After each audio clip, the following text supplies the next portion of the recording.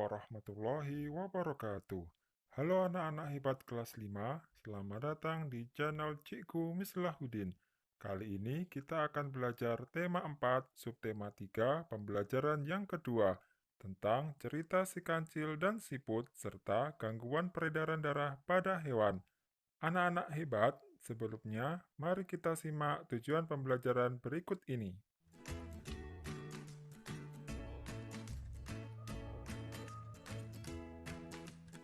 Nah, kalian coba perhatikan ya. Udin gemar membaca. Udin memiliki banyak buku cerita rakyat.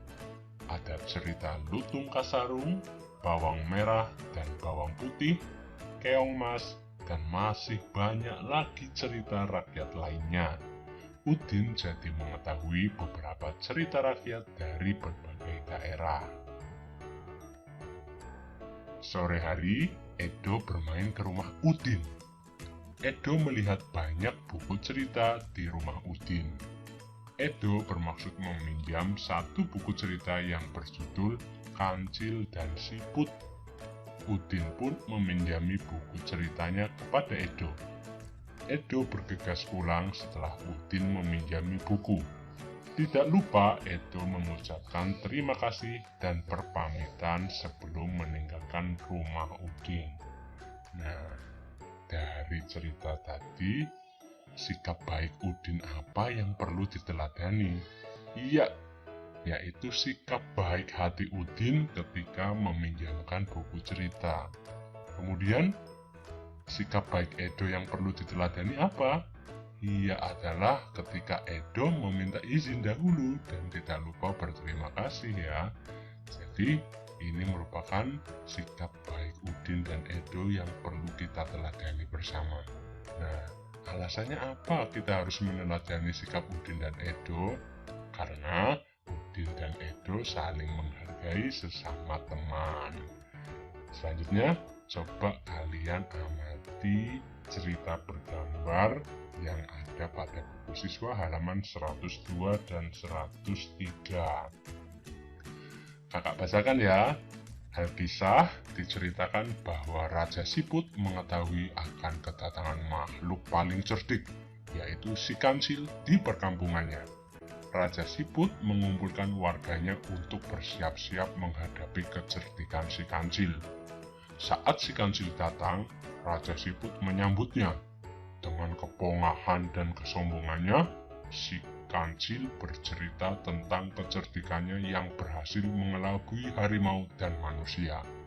Siput yang mendengarkan kesombongan si kancil merasa geram, ingin segera menguji kecerdikan si kancil.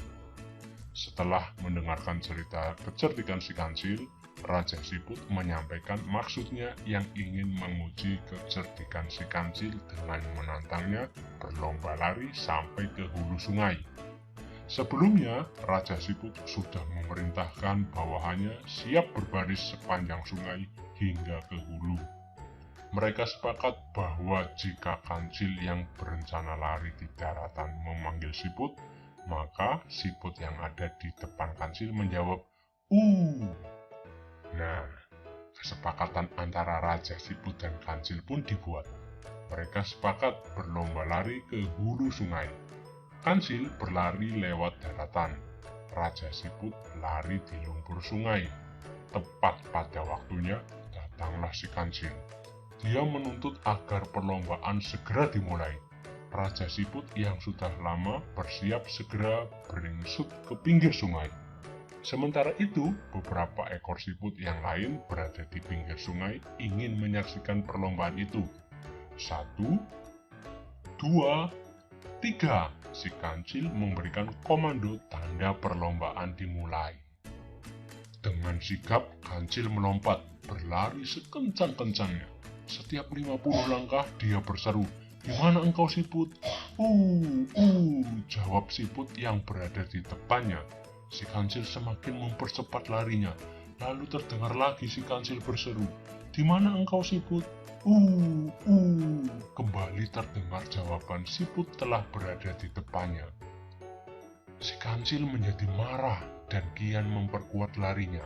Setiap kali dia berseru, selalu dijawab oleh siput yang telah berada di depannya. Demikian seterusnya. Si kancil tidak dapat mengalahkan siput dalam perlombaan itu. Dia tidak dapat menerka taktik yang dipakai oleh Raja Siput dan anak buahnya. Akhirnya, dia merasa kelelahan sambil menggerutu dengan napas terengah-engah. Sang kancil pun berkata, "Hai siput, mulai hari ini aku nyatakan bahwa engkaulah binatang paling cerdik dan dapat mengalahkan aku. Selamat tinggal." Setelah itu, sang kancil pun melompat dan lari menghilang dari perkampungan siput. Sekarang, tinggallah siput-siput itu bergembira ria. Mereka yang telah bekerja keras, bergotong royong, serta dapat membina persatuan dan kesatuan. Nah, berdasarkan cerita bergambar di atas, siapakah yang memiliki sikap sombong dan pongah? Bagaimana pendapatmu terhadap sikap tersebut? Kalian bisa tuliskan ya hasilnya dalam buku tema siswa kalian. Hasil simpulannya yaitu tepat, tokoh yang memiliki sikap sombong dan pongah adalah si kancil. Sikap sombong yang dimiliki kancil tidak baik. Jangan pernah sombong terhadap kemampuan yang kita miliki. Karena apa adik-adik?